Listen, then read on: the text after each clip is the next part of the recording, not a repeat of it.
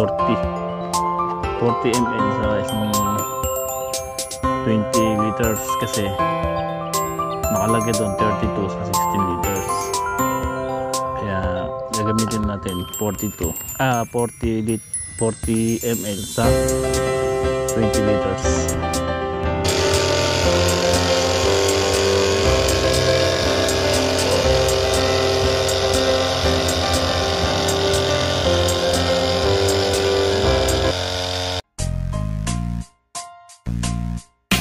Welcome sa Tongs TV, manood palagi at mag-subscribe na rin kayo para updated sa bawat video naming bago. Sa bawat video ay may aral kang makukuha, lalo na kung isa kang magsasaka. Gawain sa probinsya ang palagi naming content, kaya halika na sa Tongs TV, mag-subscribe na kayo at manood palagi.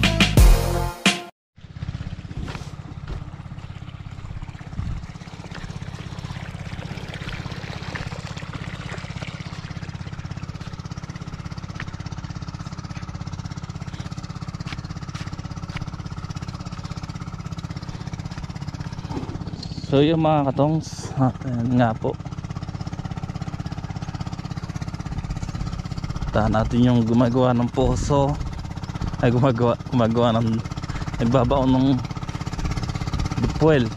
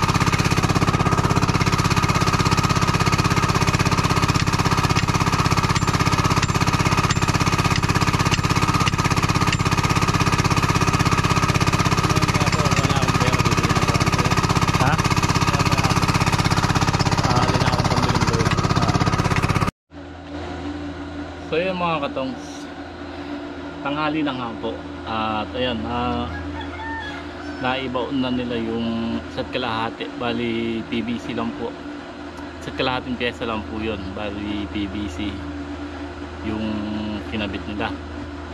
So mamaya puntahan po natin. So kumuha lang sila ng Robin para mailabas yung mga bato, kasi wala silang dalang Robin. Kala Robin yung gagamitin natin dito, pero electric motor, di ba? Sabi nila kailangan daw Robin.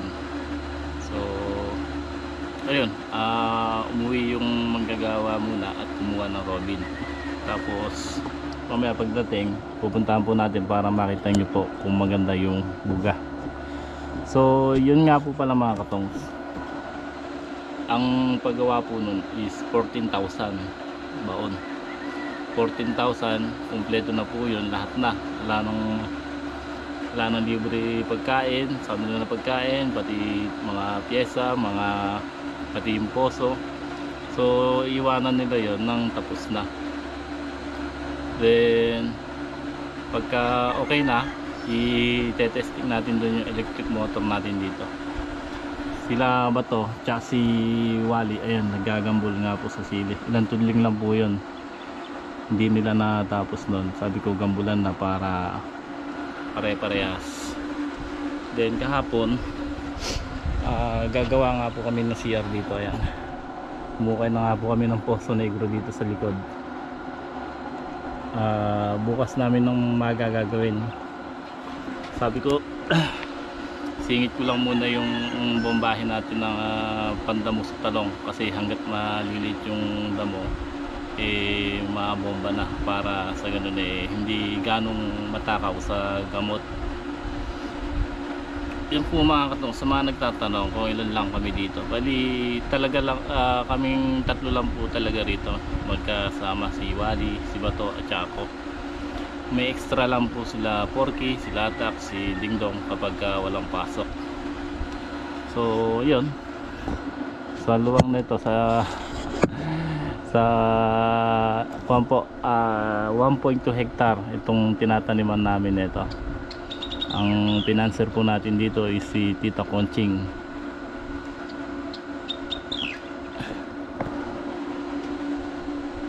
So dapat magpapatubig kami na ng sitaw, kaya lang kailangan ng tubig ng gagawa ng magbabaon ng deep well.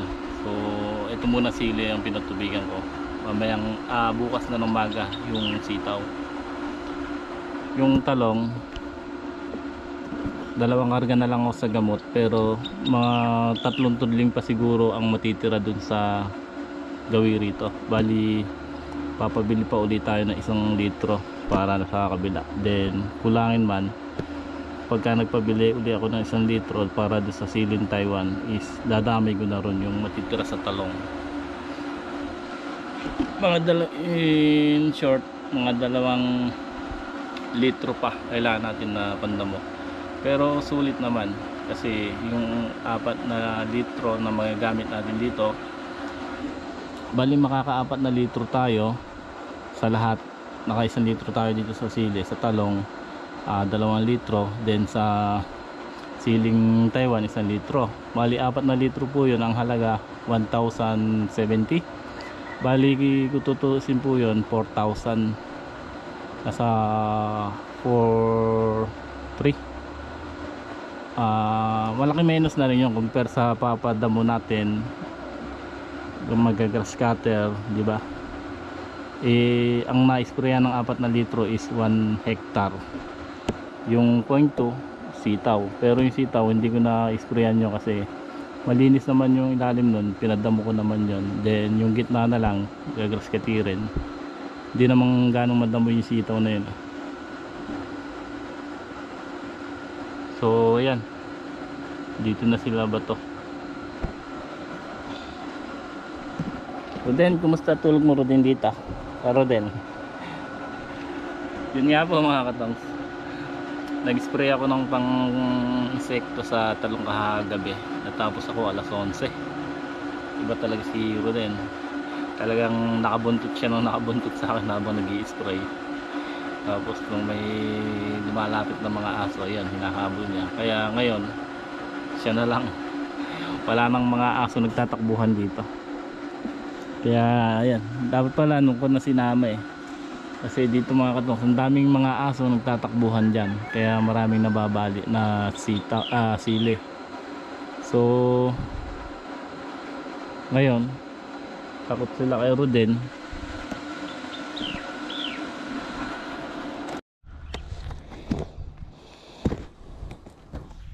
So ayan, dito na ako nagkarga, wala nang tubig sa gawiro. Yung drum na pinukuanan ko kagabi, pinuno ko yun para nga pag-spray ko kako, malapit ang kukuhanan.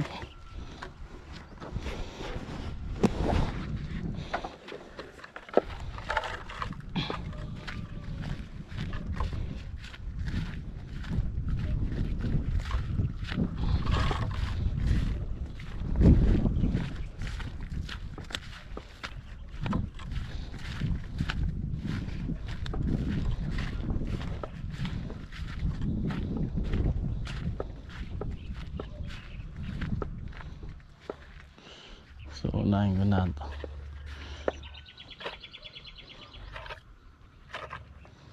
Tapos na pala ito.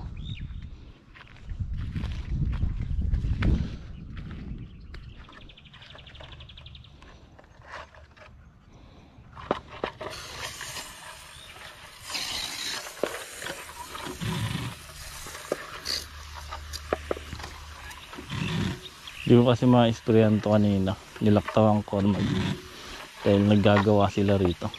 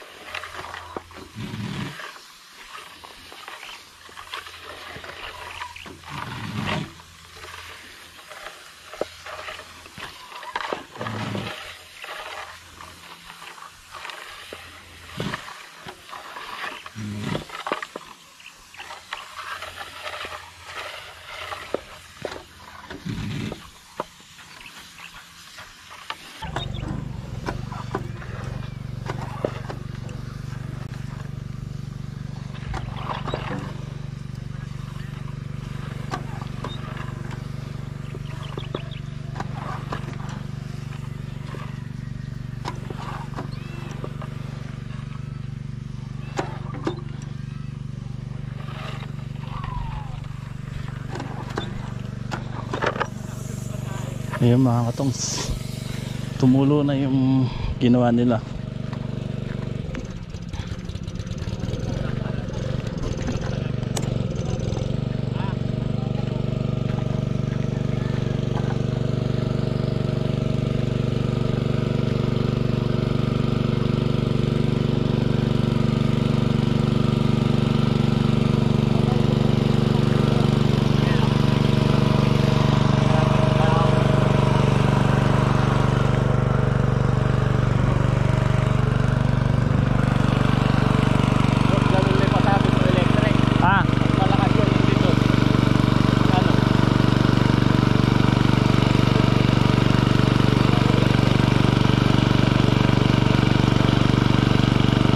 Ditres ba yan?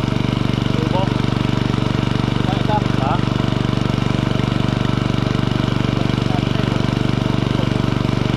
Tres ano?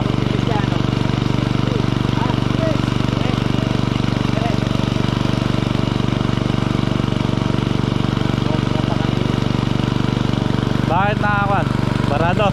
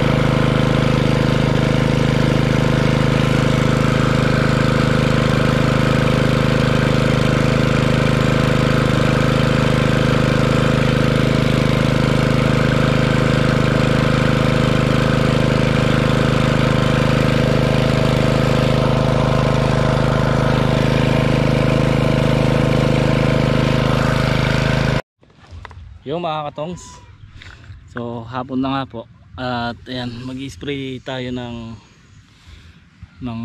foliar sa talong. So ang gamit natin ito, Smart Boom. Nung nag-spray ako, meron ng panata 2 weeks na, ano, kaya pwede ko na ulitin yan. Pipitas na naman tayo ng talong bukas, tsaka ng sili. Ay. Yeah. Teka lang ikaw, lalagyan ng tutit gasolina. Tingnan mo yung tubig yan. Daming bunga na sili, oh. Magkano kayo sili ngayon? Nung isang araw mga katong, ang kuha ng sili 40. Nung unang harvest natin. So hindi ko lang alam ngayon. Sana hindi naman bumaba, tumaas pa. So harvest pa ng apat na harvest pa ng talong. Papalig ko ngayon. Kapag ng balak pa.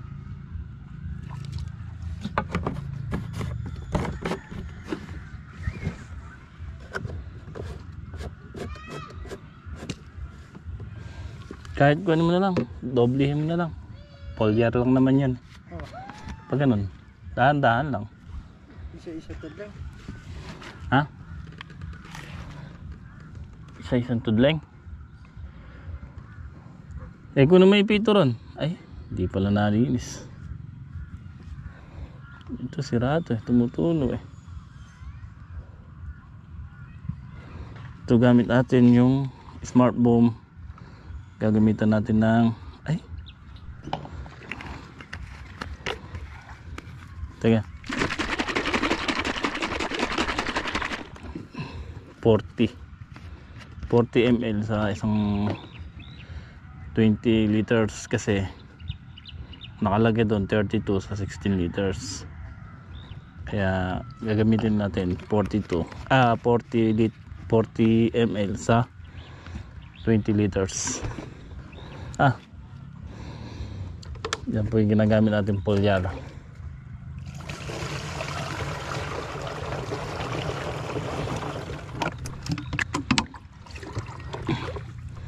Siya ba ito mag-i-spray?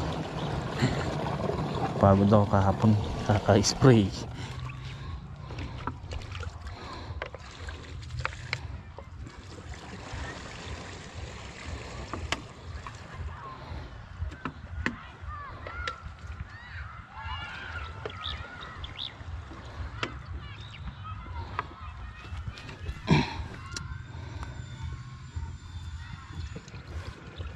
Dito mo na lang hawakan, ano?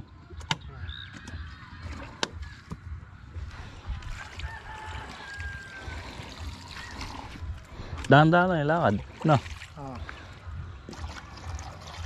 Hop.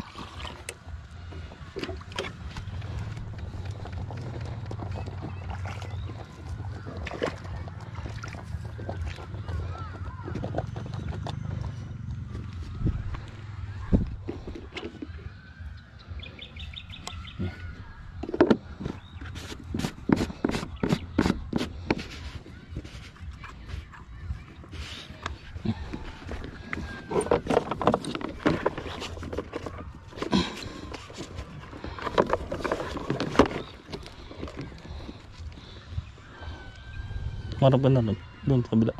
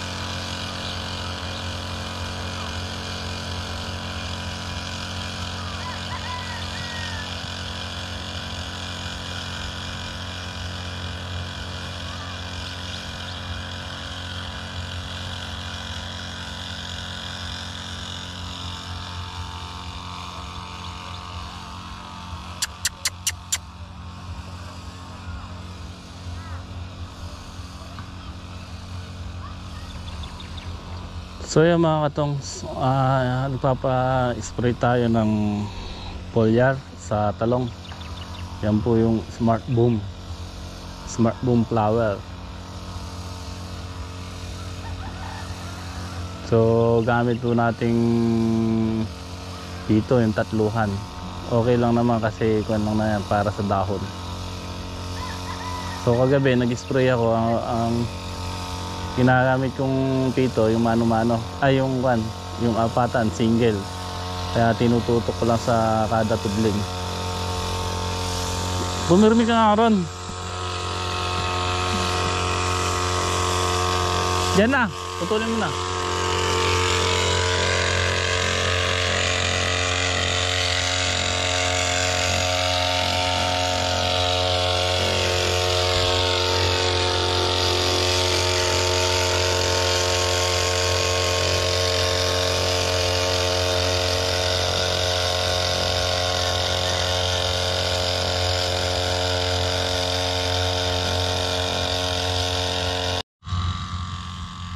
So yan mga katongs, nag-spray pa rin si Bato, isang karga na lang. Yan po yung talong natin.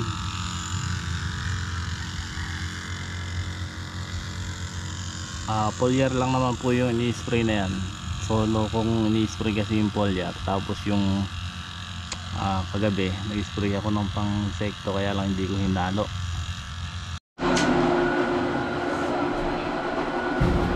So yan mga katons, uwi na ako.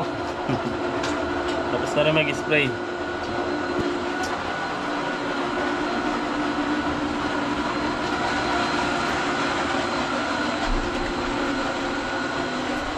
May tubig na.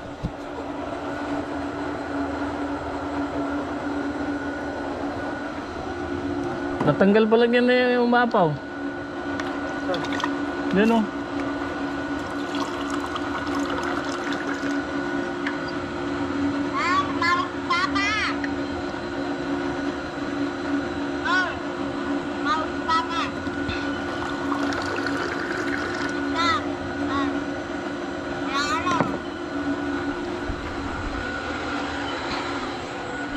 Tanong mo yung mama mo kung may ulam.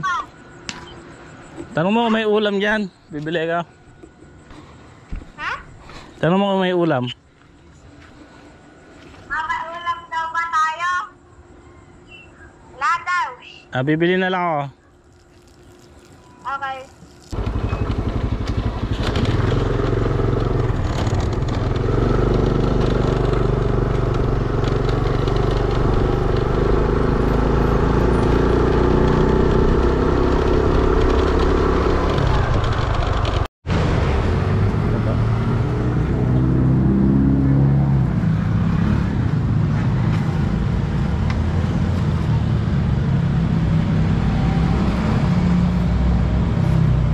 Diyan pa yung plastic. Malayo pa yung uyang mo. Sagapan mo. Ayan dyan.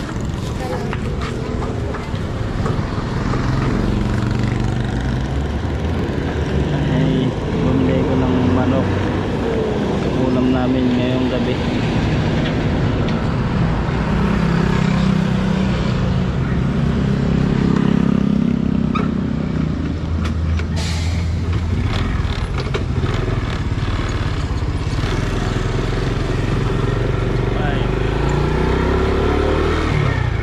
Okay mga katongs, pauwi na rin ako.